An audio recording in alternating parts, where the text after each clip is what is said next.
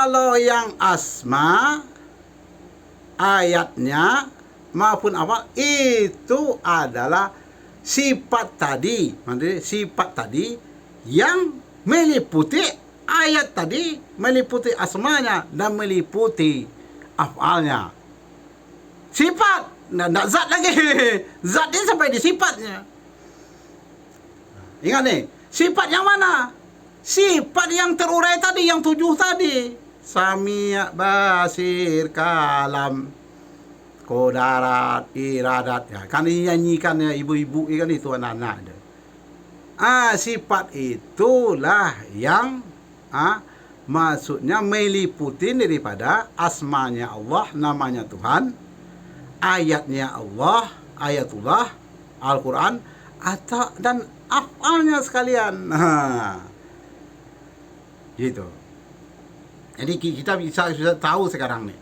Maksudnya bisa diketahuin. Jadi ketika sifat, jadi sifat ini terjadi kapan?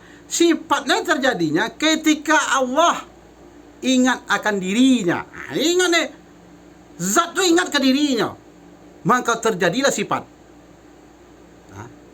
Terjadi berarti zat tadi meliputi sifat. Ketika zat ingat akan dirinya, ingat ke dirinya, ingat ke diri, maka terjadi sifat. Jadi sifat ini adalah liputan daripada meliputin sifat, yaitu zat tadi. Di keberadaan zat, di sifat. Sifat Allah ya bisa di langit, bisa di mana aja, bisa di akhirat, bisa di diri manusia yang beriman. Ingat ini, ingatnya. Sifat ini ada 2, ada intinya dan terurai. Yang sifat yang ini pula lah, ingat pula akan dirinya, sifat ingat akan dirinya, maka terjadilah asmanya. Dan terjadi pula lah ayatnya, terjadi pula lah afalnya. Ada kelas-kelasnya. Nggak bisa disamaratakan semuanya. Nggak bisa disamaratakan. Jadi kalau makhluk atau alam semesta yang kita lihat, itu afalnya namanya itu. Afalnya. Afal. Alam semesta ini kan 2 nih. Ada yang makhluk hidup, ada yang makhluk yang tidak hidup.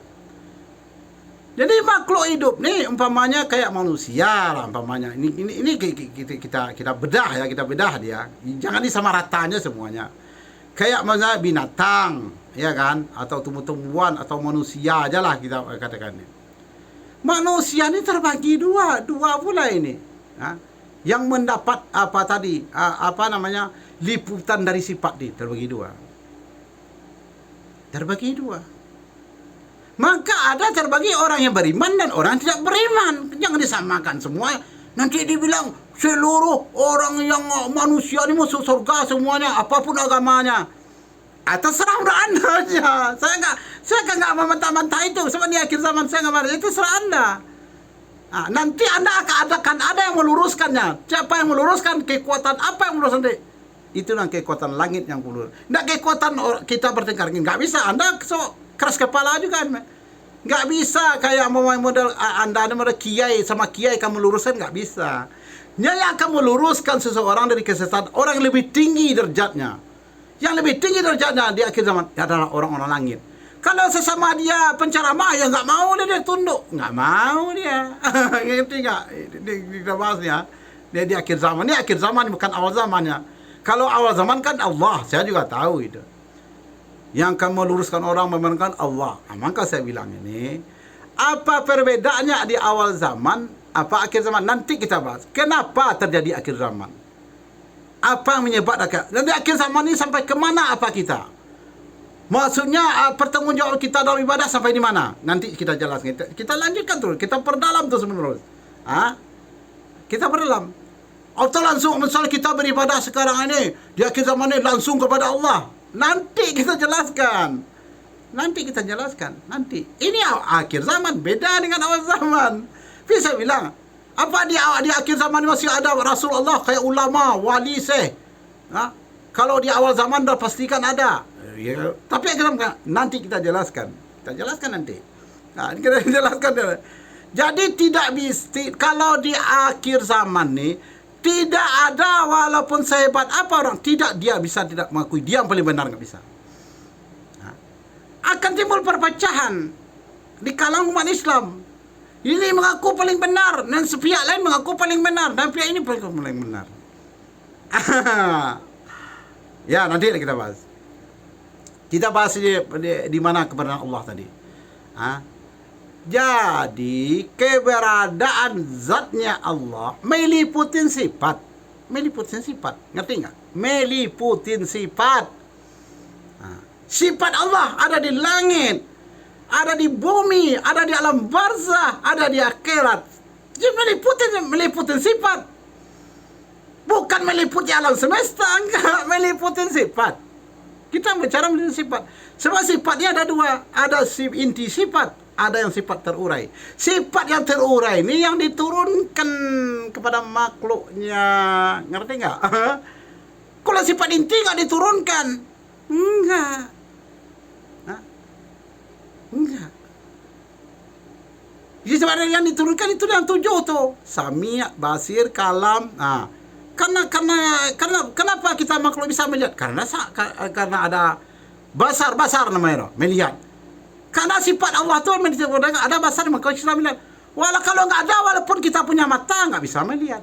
Yang melihat itu yang basar tadi, bukan mata. Cuma mata alat untuk melihat. Tapi kalau basarnya udah diambil, nggak bisa matanya melihat lagi. Sama juga dengan kalam. Mulut ini alat untuk berkata-kata. Tetapi kalau kalam ini udah ditarik, udah diambil oleh yang punyanya, kita nggak bisa berkata-kata. Begitu aja hidup. Hidup itu hayun. Sifat itu yang hidupin. Bukan jantung, bukan segala macam, enggak. Bukan badan kita yang segar, enggak. Bukan sehat yang menghidupkan kita, bukan sehat, enggak. Orang sehat banyak yang mati. Orang sehat mati dia. Orang sakit kan panjang umurnya. Nah, yang menghidupin hayun tadi. Uraian sifat. Uraian daripada sifat. Nah. Jadi ketika sifatnya ingat pula akan dirinya. Sifatnya ingatkan dirinya. Maka meliputilah dia kepada asmanya Allah. Maka antara asma dan sifat kadang ada sama-sama sebutannya sama-sama beriring. Ada itu. Kadang ada nama asma ini. Kadang bisa dia tersebut sifat. Sebab dia ada meliputi kepada asma. Meliputilah kepada ayat, meliputi kepada af'al, 3 dia. Jadi ketika sifat ingat akan dirinya akan meliputi kepada 3, kepada asmanya, kepada ayatnya, kepada af'alnya. Ingat nih. Ingat tuh. Jadi dan zat di mana zat? Ya meliputi sifat, di sanalah dia. Meliputi sifat, maupun sifat inti, maupun sifat uraian. Di situ zat tadi. Nggak usah dibilang di langit, nggak usah dibilang bisa di langit, bisa. Kok meliputi sifat? Ya kalau Anda bilang umpamanya istilah di alam nih, karena alam ini udah kiamat nanti. Berarti kan ditarik namanya itu. Ditarik dia.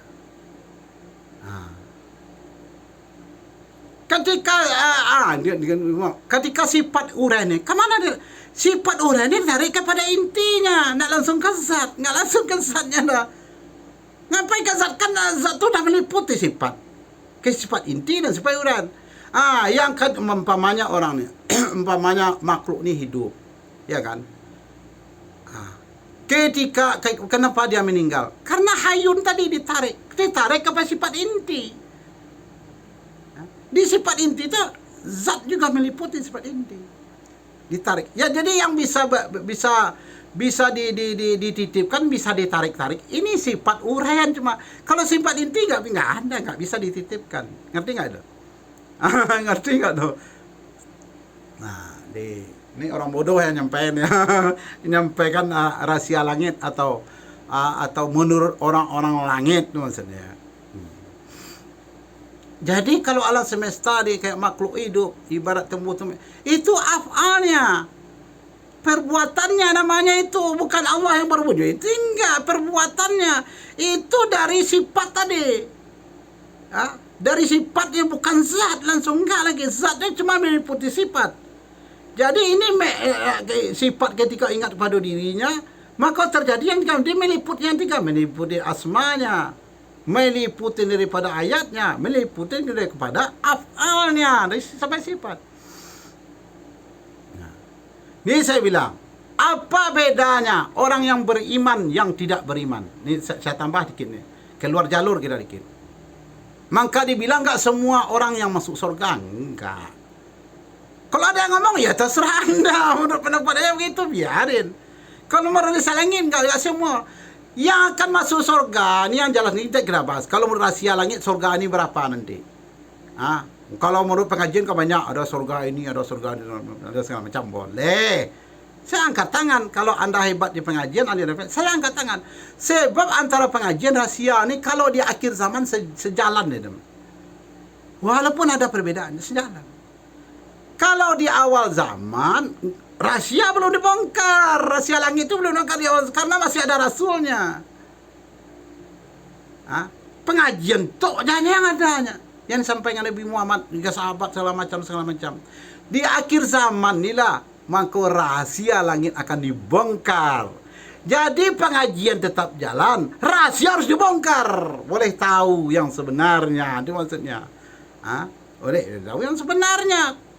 Enggak boleh, rahasianya harus dibongkar di akhir zaman nih.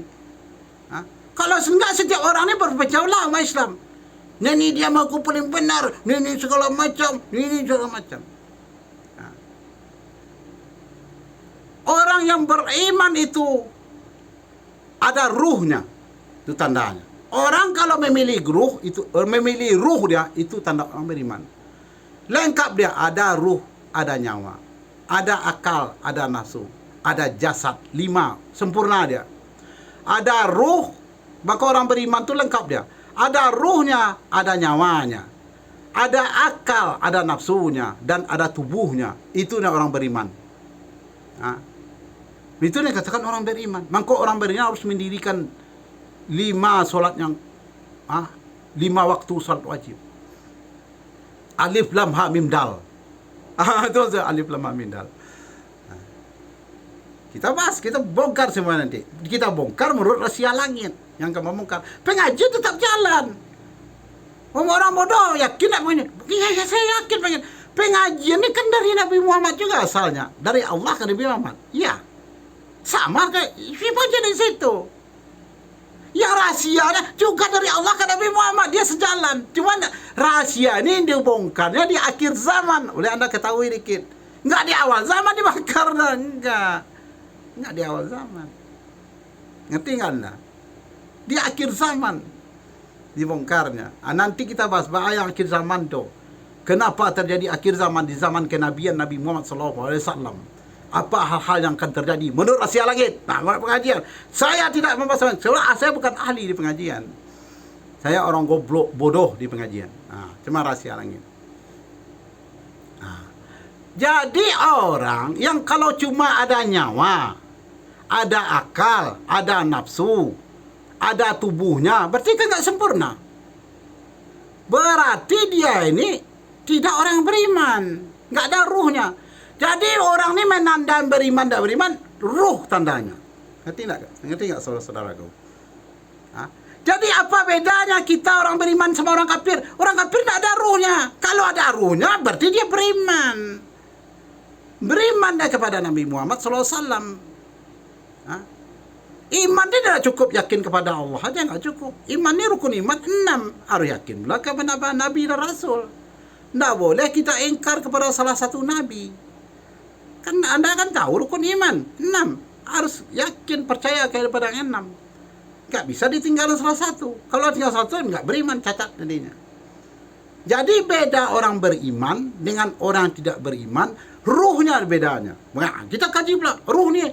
Ruhnya ini ada inti ruh. Ada uren ruh. Ada ibunya. Ada intinya. Ada inti ruh. Jadi kita umat Nabi Muhammad dari mana? Ruhnya. Sampai nanti kan jadi Imam Al-Mahdi. Ketahuan nanti itu. Siapa Imam Al-Mahdi? Yang sebut-sebut Imam Mahdi, ini dari kami orang Arab. Ini beda. Imam Mahdi ini 3 ni. Ada yang dari ruhnya, maksudnya ruh yang paling dekat dengan ruh Nabi Muhammad SAW. Itu yang akan menjadi Imam Mahdi dari Timur. Itu seluruh ulama Islam bisa mengklaim. Dan orang Arab je dah. Kalau yang paling tinggi Imam Al-Mahdi yang dari ruhnya, maksudnya yang akan menjadi Imam Al-Mahdi di akhir zaman ini, ruhnya yang paling dekat dengan Rasulullah. Di masalah ruh kita bahas ni lah. Jadi bisa orang Indonesia jadi Imam Al-Mahdi secara ruh maksudnya. Bisa pula orang Arab, bisa pokok umat Islam. Ada pula Imam Mahdi secara kebatinan. Itu orang yang keturunan kebatinan, kayak Habib yang Indonesia itu dari Yaman, itu keturunan kebatinan itu. Ada pula Imam Al-Mahdi dari itu yang keturunan kebatinan. Ada pula Imam Al-Mahdi yang keturunan darahnya. Cukup dulu sekian, tak usah panjang lebar sebab banyak akan kita bahas ni. Ya. Kalau bagi saya orang bodoh, terjadi perbedaan ni pengajian, enggak masalah bagi saya. Sebab tidak bisa seseorang ni akan meluruskan, enggak akan terjadi itu. Sebab orang ni enggak akan mau tunduk dia. Sebab dia mikir, ada yang akan meluruskan kalau di akhir zaman. Kalau di awal zaman ada yang meluruskan para rasulnya. Kalau sekarang masih ada Rasulullah SAW di akhir zaman, menjadi tanda-tanya. Nanti kita bahas. Ada apa enggak? Nanti kita bahas. Cukup dulu sekian. Assalamualaikum warahmatullahi wabarakatuh.